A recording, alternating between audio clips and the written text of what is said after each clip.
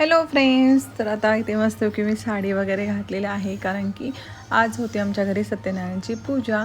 आणि संध्याकाळी माझ्या फ्रेंड्सला सगळ्या म्हणजे आमच्या सोसायटीले जेवढे काही फ्रेंड्स आहेत ना, सगळ्यांनी इन्व्हाइट केलेलं आहे.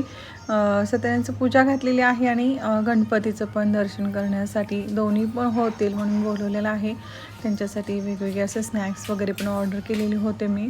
तर येतीलच सगळेजण, पण व्हिडिओमध्ये मी काय तुम्हाला शेअर करणार नाही, कारण बऱ्याच जणांना व्हिडिओमध्ये कम्फर्टेबल वाटत नाही. त्यामुळे तर इथे मी आता दिवा वगैरे लावून घेत आहे. थोडं म्हणजे घरातलं पूर्ण डेकोरेशन वगैरे झालेलं आहे, तर तुम्हाला मी दाखवेनच कशा पद्धतीने डेकोरेशन केलेलं आहे. तर आपले गणपती बाप्पा बघा किती सुंदर असे दिसत आहेत आणि खूप छान असं मला जसं जमल तसं मी केलेलं आहे खरं तर नक्की सांगा डेकोरेशन कसं वाटत आहे वगैरे.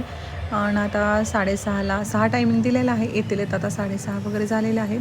तर हे बघा अशा पद्धतीने डेकोरेशन केलेलं आहे, घराच्या बाहेरचं अशा पद्धतीने केलेलं आहे.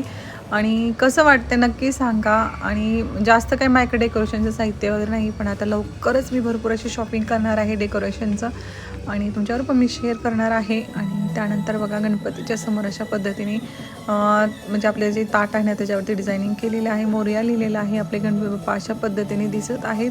आणि जेवढं जमेल ना तेवढं मी इथे डेकोरेशन करण्याचा प्रयत्न केलेला आहे. तर अशा पद्धतीने एकंदरीत सगळं काही डेकोरेशन आहे. आणि नक्की सांगा मला कशा पद्धतीने झालेलं. चला तर मग बाय, काळजी घ्या सगळी.